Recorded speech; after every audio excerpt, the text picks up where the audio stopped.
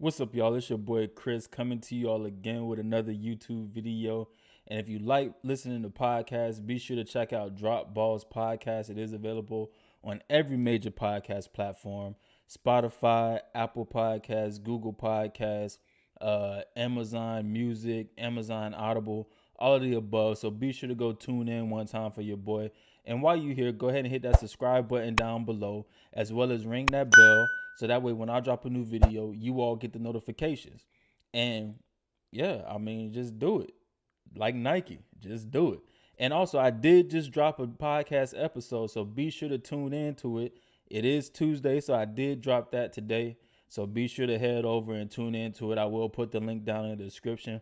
But let's get into this video, man. So rumors have been going around, been swirling around about the potential reunion of KJ Wright with Dan Quinn over with the Dallas Cowboys.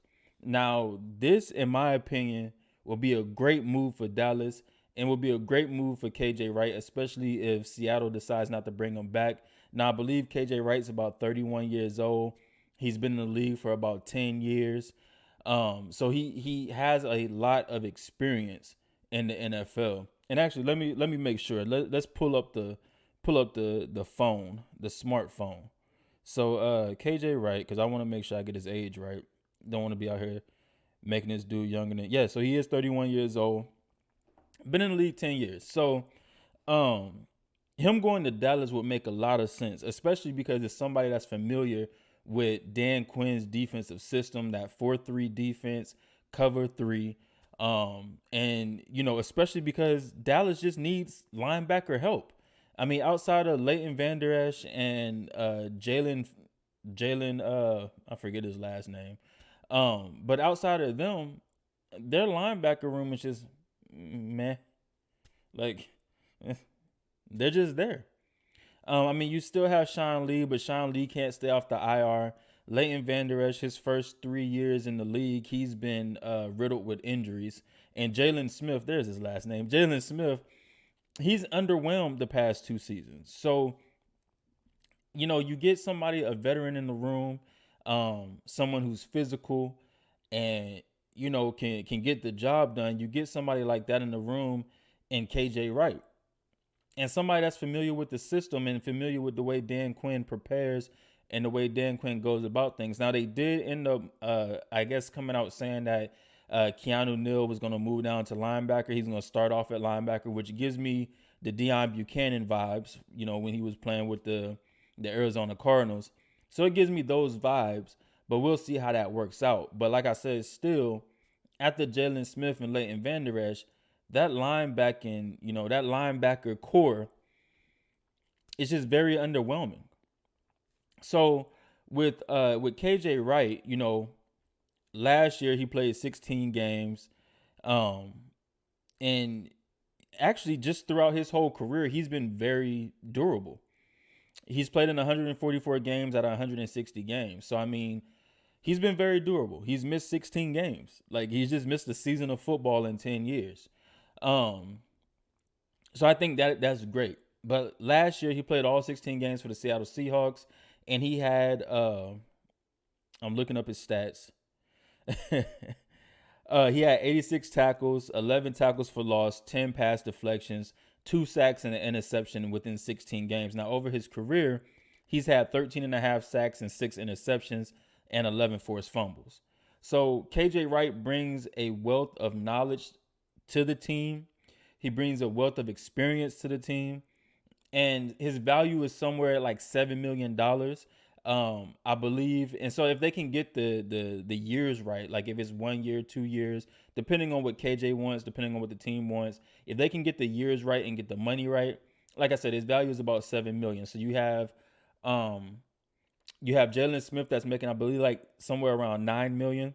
Then you have Sean Lee that's making like $4.6 million. So if KJ Wright could be somewhere in there, and especially because he produces more than Jalen Smith, and I mean, he can stay off of IR. That's really all he needs to do in order to beat out Sean Lee, is just stay off of IR. But you have a strong side backer in KJ Wright that can produce.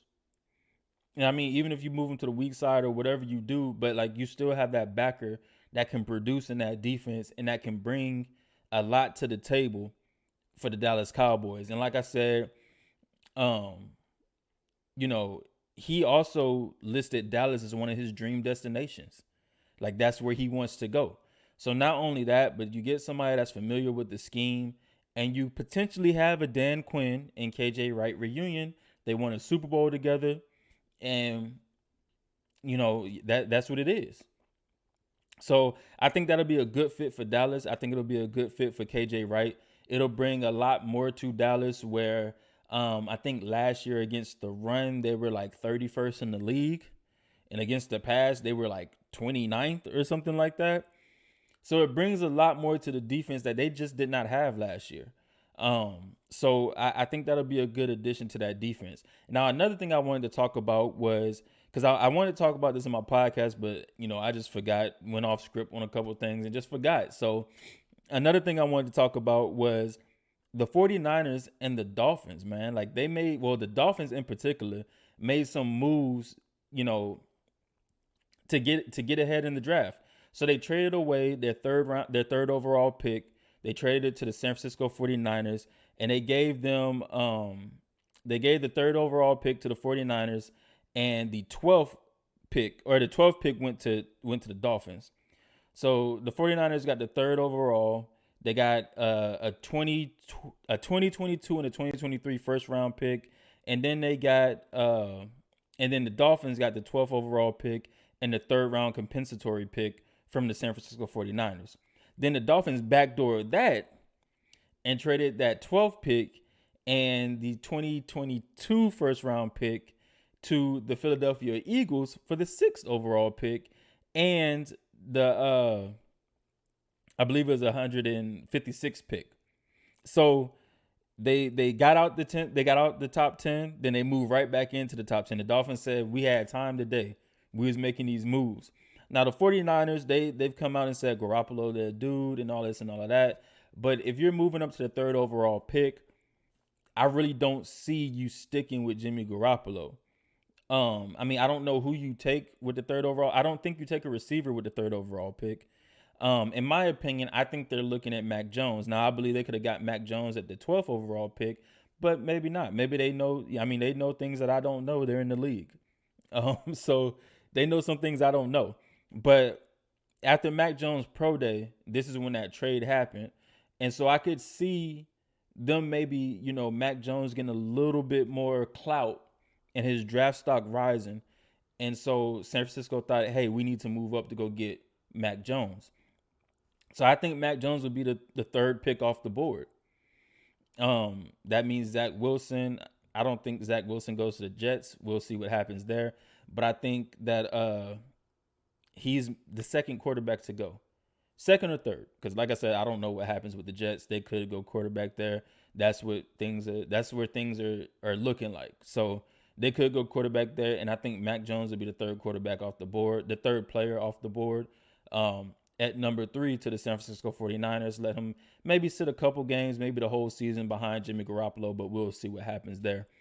But yeah, that's all I have for you all, man. Make sure you all subscribe, like, share, comment, all of the above.